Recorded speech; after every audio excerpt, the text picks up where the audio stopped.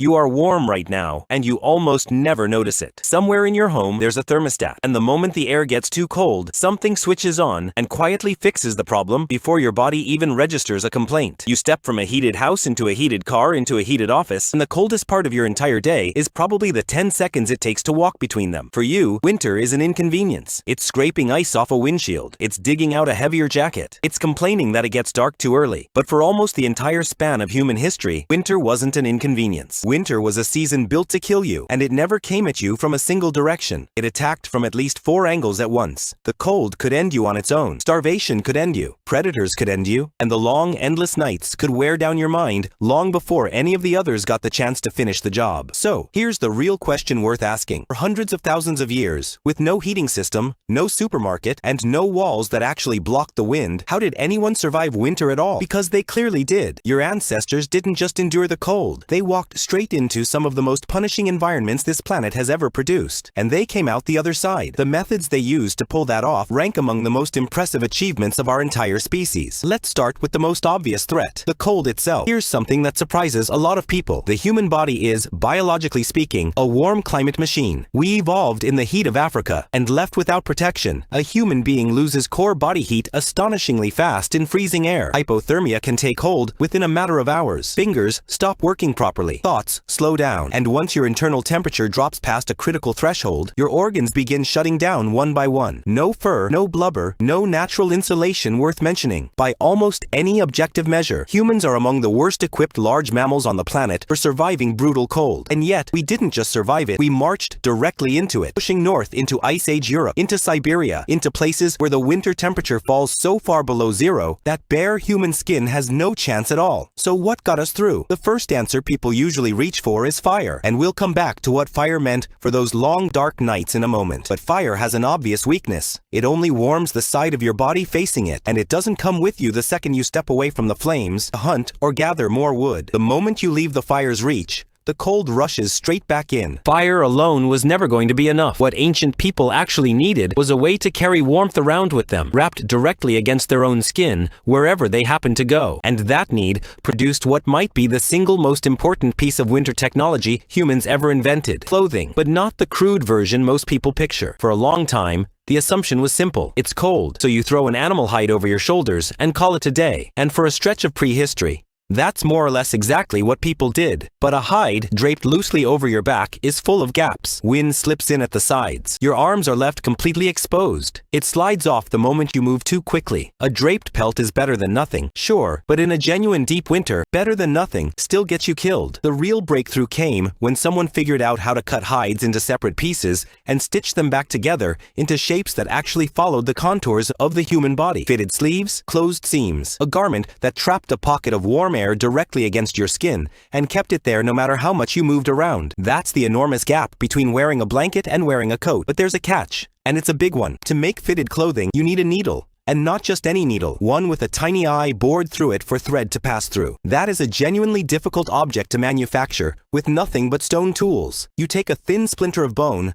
grind it down into a fine point, then carefully drill a hole through the narrow end, small enough to be delicate, but strong enough that it won't shatter under pressure. Archaeologists have recovered bone needles like this, dating back more than 40,000 years. And some finds may push that timeline back even further. These are not crude, lucky accidents. They are precise, deliberate tools. And whoever made them understood exactly what job they were built to perform. The thread itself came from the animal too. Sinew, the tough fibrous tissue connecting muscle to bone, could be stripped free, dried, and used to bind hides together into something durable enough to hold through a season of movement and abuse. Layer a garment like that, with the fur turned inward against the skin, and suddenly, a human being could stand in air cold enough to kill and stay alive inside a small private bubble of warmth. Sewn clothing wasn't a luxury item. It was the technology that allowed our species to walk out of the warm continent where it evolved and colonize the coldest, harshest corners of the planet. Remove the needle and the thread from the story, and there is no human population making it through an Ice Age Siberian winter. Now you're warm enough to move, to hunt, to work. The light is fading and the temperature keeps dropping, and a second problem appears that no coat can solve. You need somewhere to actually get through the night. The obvious solution is a cave,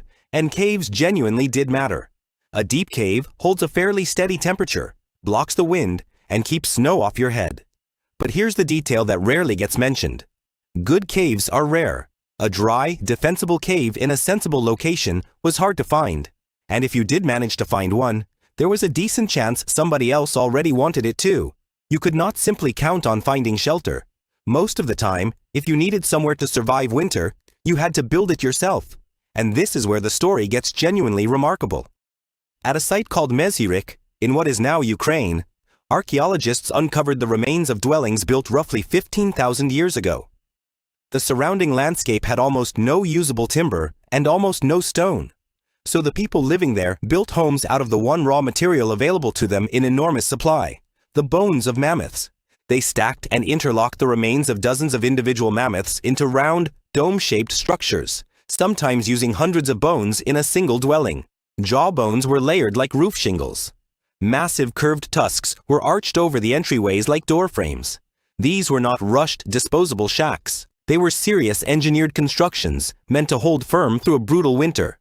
And building one demanded real planning, real cooperation, and real physical effort. Inside a structure like that, every available effort went toward trapping heat. Floors were lined with insulating material. At a site in South Africa, researchers uncovered evidence of bedding constructed from layered grasses and leaves, arranged with clear intention. Dating back a staggering 77,000 years, people were making their sleeping spaces comfortable long before our species had even left the African continent. The effort didn't stop at flooring.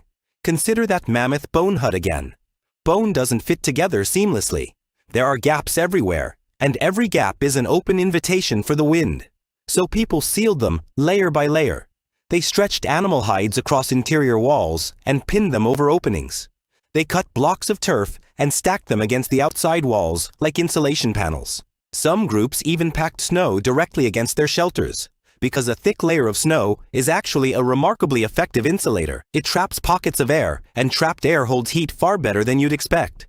Bit by bit, the wind ran out of places to sneak through, and a shelter stopped being just a set of walls. It became an entire integrated system, and that system kept people alive through nights that should have finished them off completely. But a well-sealed shelter creates its own fresh problem, and it's a serious one. Keeping a fire burning through an entire winter takes an enormous amount of fuel. And gathering that fuel means someone has to keep stepping back out into the cold, again and again, for the whole season. You become tied to that shelter. You can't simply wander off wherever you please, which means the food you need has to be either nearby or already stored away in advance. Which brings us to the third threat, and arguably the deadliest of them all, hunger. Here's a piece of winter that modern life has completely erased from memory. In winter, the land itself stops producing food. Plants die back or go dormant. Berries disappear. Roots become nearly impossible to dig out of frozen soil. Many animals have either migrated away, gone into hiding, or grown thin and desperate themselves. For a hunter-gatherer, winter isn't only a temperature problem. It's the season when the earth itself simply stops feeding you. And that turns survival into pure arithmetic. You have to gather enough during the warm months to carry your entire group through months where almost nothing new becomes available. So ancient people became genuine experts in food preservation, and they developed a handful of brilliant, low-tech methods to pull it off. The first method was drying. Slice meat into thin strips and let it dry out, whether in direct sunlight or in the low, steady smoke of a fire, and you pull the moisture out of it. Without moisture, bacteria can't easily take hold, and the meat won't rot. Dried meat could last for months, and smoke added a second layer of preservation on top of the drying process itself. A rack of meat drying in the autumn air was, in every practical sense, a group's insurance policy against starving before winter's end. The second method turned the cold itself into a tool. Frozen ground acts as a completely natural freezer. Dig a pit down into the permafrost. Pack it with meat from a successful hunt, and the cold would keep that meat edible for a remarkably long stretch of time. Winter, the very force trying to starve people to death, became the thing preserving the food that kept them alive. But the single most valuable food during winter wasn't meat exactly, it was fat. When your body is burning enormous amounts of energy simply to stay warm, lean meat on its own isn't enough to keep you going. Fat is the densest source of usable energy available in nature, and deep in winter, it was worth more than almost anything else a group could obtain. Ancient people rendered animal fat down into a stable, storable substance, an energy-dense fuel they could keep on hand and ration out over months. They combined dried meat with rendered fat into a dense, long-lasting food that packed enormous calories into a small, portable form. In a season where every single calorie mattered, fat was frequently the difference between a group that made it to spring and one that didn't. So now you're warm, you're sheltered, and you've stockpiled enough food to make it through. You've beaten 3 of winter's 4 death sentences.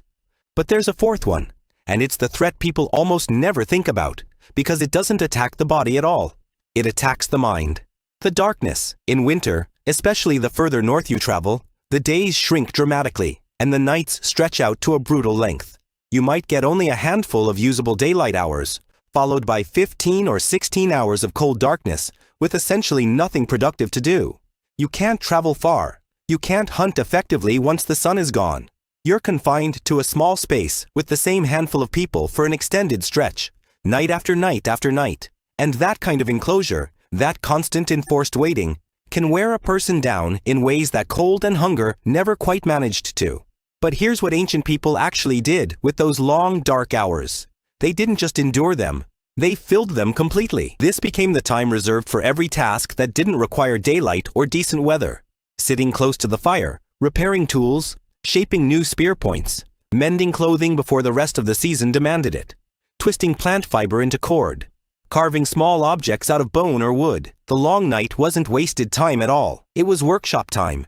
The hours a group used to prepare everything it would need the instant the weather finally broke. And it was more than just labor. Around that winter fire, in the dark, is where people talked, where the older members of a group passed down everything they knew to the younger ones, where stories got retold again and again, carrying a group's shared memory and accumulated knowledge forward across generations. A significant share of what we now call human culture, the myths, the songs, the shared body of knowledge, was very likely forged in exactly these conditions. In 2014, researcher Polly Wiesner published a study examining conversations among the Jew/Huanzi people of the Kalahari, and found that once darkness fell, conversation shifted dramatically away from practical daytime matters and toward stories, song, and ritual. Firelight itself seemed to change what people were willing to share with one another. People pressed together against the darkness, keeping each other physically warm, keeping each other mentally steady, keeping each other tethered to the group until daylight finally returned.